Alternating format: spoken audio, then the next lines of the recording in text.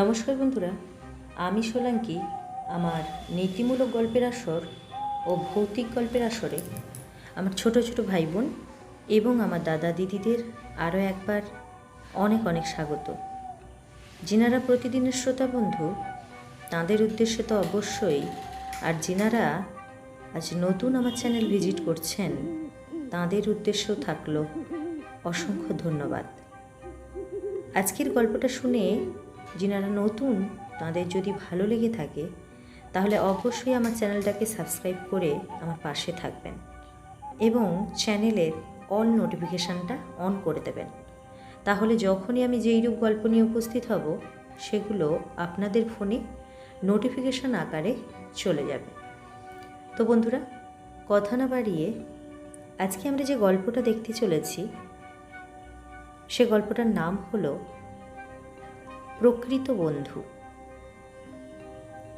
লিখেছেন শ্রী শশীভূষণ মণ্ডল।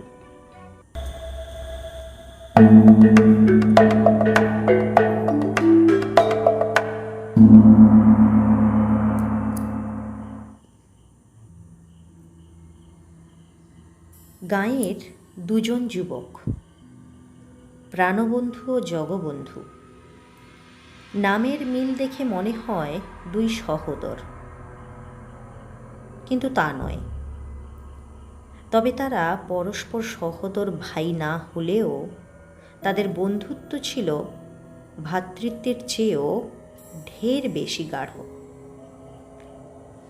একসঙ্গে খেলাধুলো করে, গ্রীষ্মের দুপুরে পরের গাছের কাঁচা আম পেড়ে নুন দিয়ে খেয়ে,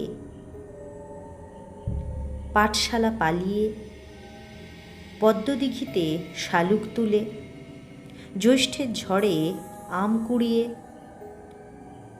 বল খেলায় হেরে মারামারি করে, রাত্রে গুরুজনদের লুকিয়ে যাত্রা শোনে এবং এমনই ধারা আরও কত শত কীর্তিকলাপের ভেতর দিয়ে তারা শৈশব থেকে কৈশোর কাটিয়ে আজ এসে পা দিয়েছে যৌবনে। দুজনের বন্ধুত্ব দিন দিন গাঢ় থেকে আরো গাঢ়তর হয়েছে। একটু আধটু মান অভিমান বা বাদানুবাদ যে কোনো সময় হয়নি তাও নয়, তবে তার সঙ্গে সঙ্গেই কিন্তু মিটে গেছে। আজ তারা সংসারী, দুজনেই বিবাহিত, সন্তানের পিতা। উপজীবিকা হিসেবে তারা তরি তরকারির ব্যবসা করে। দুপুরের পরে কাছের বা দূর গ্রামের হাট অথবা বাজার থেকে কিংবা লোকের বাড়ি বাড়ি ঘুরে তারা বিভিন্ন রকমের তরকারি সংগ্রহ করে নিজ নিজ ঝাঁকা ভর্তি করে। তারপর সেই ঝাঁকা মাথায় নিয়ে তারা নিয়মিত একসঙ্গেই ক্যানিং লাইনের কলকাতাগামী প্রথম ট্রেন, যেটা চম্পাহাটি স্টেশন থেকে সকাল 5:18 ছাড়ে, সেই ট্রেনে আসে কলকাতায়। তারপর বৈঠকখানা বাজারে তাদের নির্দিষ্ট জায়গায় বসে তরকারি বিক্রি করে এবং বিক্রি শেষে আবার তারা দুজনেই প্রায় একই সঙ্গে 10টা ট্রেনে চেপে বসে বাড়ি ফেরবার জন্য। এইভাবেই সুখে দুঃখে তাদের দিন কোনো রকমে বেশ কেটে যাচ্ছিল। একদিন দুজনেই তরকারি বোঝা নিয়ে বৈঠকখানার বাজারে গেছে। জগবন্ধুর তরকারি আগেই বিক্রি হয়ে গেছে, কিন্তু প্রাণবন্ধুর তখনও হয়নি। এদিকে ট্রেনের সময় হয়ে গেছে। জগবন্ধু বলল, হ্যাঁ রে, আমি এই ট্রেনেই চলে যাব না তোর জন্য অপেক্ষা করব? প্রাণবন্ধু বলল, তুই এই ট্রেনে চলে যা বাড়ি, আমার আজ দেরি হবে। তাছাড়া খবর পেলুম শাশুড়ির বড় অসুখ। আমি যদি 12:05 ট্রেনে না ফিরি তো বাড়িতে বলে দিস আমি শ্বশুর বাড়ি গেছি, তারা যেন আমার জন্য চিন্তা না করে। জগবন্ধু বাড়ি চলে গেল। প্রাণবন্ধুর তরকারি বিক্রি শেষ হতে 12টা বেজে গেল। ঝাঁকা গুছিয়ে নিয়ে বাজারের ভিড় ঠেলে বার হতে আরও মিনিট 1.5 চলে গেল। 12টা 5-এ ট্রেন। বৈঠকখানা বাজার থেকে বের হয়েই বড় রাস্তা, স্রোতের মতো সব রকমের যানবাহন যাতায়াত করছে। শিয়ালদা মেন স্টেশনের ঘড়ির দিকে চেয়ে দেখল তখন 12টা বেজে 2 মিনিট হয়েছে। সে রাস্তাটার দিকে লক্ষ্য করে দেখল যে একটা মাল বোঝাই লরি ধীর গতিতে আসছে। একটু ছুটে গেলেই লরিটা তার কাছে পৌঁছবার আগেই সে রাস্তা পার হয়ে যেতে পারবে। সে ঝাঁকাটা মাথায় নিয়ে জোরে দিল এক ছুট, কিন্তু সে জানতে পারল না যে তার প্রাণহন্তারক ট্যাক্সিটা কখন লরিটাকে অতিক্রম করবার জন্যে দ্রুত দৌড় দিয়েছে। রাস্তা পার হয় এমন সময় সেই ট্যাক্সিটা প্রাণবন্ধুর ওপর ঝাঁপিয়ে পড়ল। দুধারে পথচারীরা গেল গেল বলে চিৎকার করে উঠল। ঝাঁকাটা দূরে ছিটকে পড়ে ধুঁকছে। মাথার উপর দিয়ে 2টো চাকাই চলে যাওয়ায় মাথাটা থেঁতলে গেছে। গলগল করে রক্ত ঝরছে। একটা পা আর একটা হাত দুমড়ে ধনুকের আকার নিয়েছে। এরপর যা হয়ে থাকে তাই হলো। জনতার মধ্যে থেকে এক সহৃদয় ব্যক্তি এগিয়ে এসে তাকে নিয়ে গিয়ে নীলরতন হাসপাতালে জরুরি বিভাগে ভর্তি করে দিলেন। কিন্তু কিছুই হলো না। গরিবের প্রাণ রাত 11টায় শেষ হয়ে গেল। সেই সঙ্গে এক অখ্যাত গাঁয়ের এক দুস্থ পরিবারের বুকে নেমে এলো অন্ধকারের হাহাকার। দ্বীপ নেভাবার আগে যেমন একটু করে উজ্জ্বল হয়ে ওঠে, তেমনি প্রাণবন্ধুর জীবনদ্বীপ নেভার আগে একবার ক্ষণিকের জন্যে জ্ঞান ফিরেছিল তার। বলতে পেরেছিল তার নাম, ধাম আর বন্ধুর নাম। চেয়েছিল জল আর সকলের মুখের দিকে দেখেছিল তাদের মধ্যে তার বন্ধু আছে কিনা। এদিকে জগবন্ধু যথাসময়ে ট্রেন থেকে নেমে আগেই প্রাণবন্ধুর বাড়িতে খবর দিয়ে তাদের চিন্তা করতে মানা করে তবে নিজের বাড়িতে ফিরেছে। দুপুরের পরে সে যথারীতি তরকারির বোঝা করছে। সেদিন প্রাণবন্ধু না থাকায় বোঝাটা বেশ ভারীও হয়েছে। রাতে শোবার আগে খবর নিয়ে জেনেছে যে প্রাণবন্ধু ফেরেনি। তাতে তার শুতে যেতে একটু রাতও হয়ে গেল। ঘুম আসতেও একটু দেরি হলো। শীতের দিন। ট্রেনটা বেশ রাত থাকতেই চম্পাহাটিতে আসে ও ছেড়ে যায়। জগবন্ধুর সেদিন ঘুম থেকে উঠতে একটু দেরি হওয়ায় সে তাড়াতাড়ি বোঝা নিয়ে স্টেশনের দিকে আসছে। রাস্তার পাশে একটা ঝাঁকড়া বটগাছ, তার তলাতে আসতেই পিছন থেকে প্রাণবন্ধুর গলা সে শুনতে পেল। কিরে জগ, অত তাড়াতাড়ি যাচ্ছিস কেন?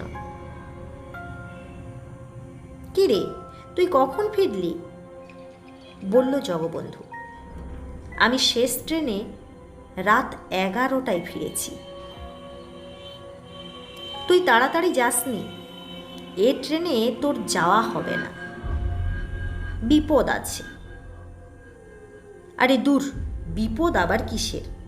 আর তাছাড়া এ ট্রেনে না গেলে মাল বিক্রি করে ফিরব কখন? এ ট্রেনে আমাকে যেতেই হবে। উফ, যাবি তো যাবি, তোর বোঝাটা বড় ভারী হয়েছে, একটু জিরিয়ে নে। সত্যি জগবন্ধু আর পারছিল না। সে বলল, তবে ধর, বোঝাটা নামাই। বোঝা ধরল।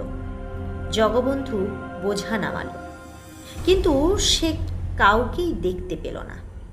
সে মনে করল বড্ড কুয়াশা, সেজন্যই বোধহয় সে প্রাণবন্ধুকে দেখতে পাচ্ছে না। এমন সময় ভোরের ট্রেনটা চম্পাহাটি থেকে ছাড়বার শব্দ হলো। জগবন্ধু তাড়াতাড়ি বলল, যা, তোরই জন্য ট্রেনটা চলে গেল। যাকগে, ভালোই হলো, এ ট্রেনে গেলে তোর বিপদ হতো। তবে ভাই, আমার ছেলে মেয়ে আর বউ রইল, তুই দেখিস, বলল প্রাণবন্ধু। কেন রে, আজ এ কথা বলছিস কেন? কোনো উত্তর নেই, আর কোনো শব্দও নেই। প্রাণবন্ধু যে জায়গাটায় বসেছিল, জগবন্ধুর মনে হলো সে জায়গাটা যেন খালি। তবু সে জিজ্ঞেস করল, কই রে প্রাণবন্ধু, উত্তর দিচ্ছিস না কেন? উত্তর আর পাওয়া গেল না। তখন সে উঠে চারদিকটা হাত দিয়ে দিয়ে দেখলে কেউ নেই। কয়েকজন লোক কথা বলতে বলতে সেখানে তখন এসে গেছে। জগবন্ধু তাদের জিজ্ঞেস করল, কাউকে এ রাস্তা দিয়ে ফিরতে দেখেছেন কিনা? তারা বলল, না তো। তখন জগবন্ধুর মনে একটা সন্দেহ এসে গেল। সে বলল, ভাই, তোমাদের যে কেউ আমার মাথার বোঝাটা দয়া করে একটু তুলে দাও, আজ আর আমি কলকাতায় যাব না। তারা বোঝা তুলে দিল। সে তাড়াতাড়ি বাড়ি ফিরে বোঝাটা নামিয়ে ছুটে গেল প্রাণবন্ধুর বাড়ি। সেখানে গিয়ে শুনল প্রাণবন্ধু ফেরেনি। তখন কারুরই কোনো প্রশ্নের উত্তর না দিয়েই সে ছুটল স্টেশনের দিকে কলকাতাগামী দ্বিতীয় ট্রেন ধরবার জন্য। কেননা সোনারপুর স্টেশনের কাছে ছিল প্রাণবন্ধুর শ্বশুর বাড়ি। কিন্তু চম্পাহাটিতে এসে শুনল যে ট্রেন আজ আর চলবে না। সোনারপুর স্টেশন ছাড়িয়ে লেভেল ক্রসিংয়ের মুখে দুটো ট্রেনে কলিশন হয়েছে, বহু যাত্রী মরেছে। বিশেষত ক্যানিং ট্রেনের বাজার গাড়ির যাত্রীরা প্রায় সবাই মরেছে। জগবন্ধুর তখন মনে পড়ে গেল প্রাণবন্ধুর কথা। যাকগে, ভালোই হলো, এ ট্রেনে গেলে তোর বিপদ হতো। রেলের লাইন ধরে ছুটল জগবন্ধু সোনারপুরের দিকে। বহু লোক আসছে আর বহু লোক যাচ্ছে ট্রেন দুর্ঘটনা দেখবার জন্য। সবারই মুখে কোথাকার কে মরেছে কে বেঁচে গেছে শুধু একই কথা। কিন্তু জগবন্ধুর কোনো দিকে কান নেই, কোনো দিকে লক্ষ্য নেই। ছুটছে তো ছুটছে, অবিরাম ছুটে পার হয়েছে 5 মাইল। বিশ্রাম নেই। একেবারে প্রাণবন্ধুর শ্বশুর বাড়ির দরজায় গিয়ে সে ছোটা থামল। সেখানে জানতে পারল যে প্রাণবন্ধু এখানেও আসেনি। কারো কৌতূহলের কোনো উত্তর না দিয়ে সে আবার ছুটল সোনারপুর স্টেশন পেরিয়ে রাজপুর বাজারের দিকে। সোনারপুর স্টেশন পার হবার সময় লক্ষ্য পড়ল দুর্ঘটনায় বিধ্বস্ত ট্রেনের দিকে। দেখল জন কয়েক ব্যাপারীর দেহ ইঞ্জিনের সঙ্গে লেপ্টে গেছে। কি বীভৎস সেই দৃশ্য! শিউরে উঠল জগবন্ধু, গায়ের লোমগুলো তার খাড়া হয়ে উঠল। সময় নেই তার এসব দেখবার জন্য। এখন সংবাদ নিতে হবে তার বন্ধু কোথায়। সারা রাস্তা ছুটে ছুটে এসে রাজপুর থেকে সে কলকাতাগামী বাসে চাপল। বাসে বাসে একেবারে বৈঠকখানা বাজারের সামনে নামল। গতকালের ট্যাক্সি দুর্ঘটনার কথা অনেকেই জানত। তাদের কাছে খবর পেয়েই জগবন্ধু ছুটে গেল নীলরতন সরকারি হাসপাতালে। সেখানে গিয়ে শুনল গত রাতে 11টায় প্রাণবন্ধুর বন্ধু বৎসল প্রাণ শেষ হয়ে গেছে। জগবন্ধু লাশ ঘরে গিয়ে প্রাণবন্ধুর দেহের ওপর হাহাকার করে আছড়ে পড়ল। তার দু চোখ নেমে এলো শ্রাবণের ধারা। পাগলের মতো প্রাণবন্ধুর মরা দেহটা জড়িয়ে বিড়বিড় করে জগবন্ধু বলছিল, বন্ধু, তুমি মরে গিয়েও প্রেত রূপে আমার কাছে গিয়ে আমাকে রাস্তায় আটকে দিয়ে ট্রেন ফেল করিয়ে আমার জীবন রক্ষা করেছ। জীবদেহে ও মরদেহে উভয় অবস্থাতেই তুমি তোমার বন্ধুত্ব দেখিয়ে গেলে। সত্যই তুমি আমার প্রাণের বন্ধু। তোমার প্রাণবন্ধু নাম রাখাটাই সার্থক হয়েছে।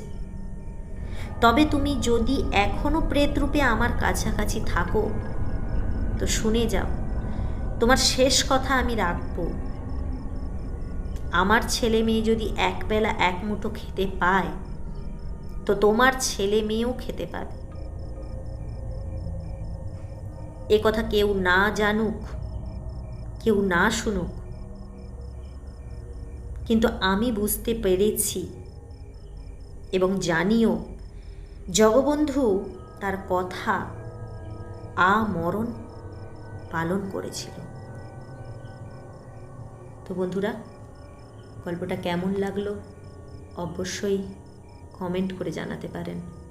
যদি ভালো লেগে থাকে তাহলে একটা করে লাইক করবেন, পারলে বন্ধুদের সাথে শেয়ার করবেন। আর যিনারা নতুন তাদের উদ্দেশ্যে আরও একবার বলবো, যদি গল্পটা ভালো লেগে থাকে তাহলে আমার পাশে থাকবেন, আমাকে সাপোর্ট করবেন। তার জন্য আমার চ্যানেলটাকে সাবস্ক্রাইব করে পাশে থাকা বেল আইকন প্রেস করে অল নোটিফিকেশান করে দেবেন। তাহলে আমি যখনই যেইরূপ গল্প নিয়ে উপস্থিত হব সেগুলো সময় মতো আপনাদের ফোনে নোটিফিকেশান আকারে চলে যাবে। তো বন্ধুরা, কথা না বাড়িয়ে আজকে এখানেই থাক। পরের দিন যতক্ষণ না নতুন গল্প নিয়ে উপস্থিত হচ্ছি ততক্ষণ পর্যন্ত সবাই ভালো থাকবেন, সুস্থ থাকবেন। ধন্যবাদ।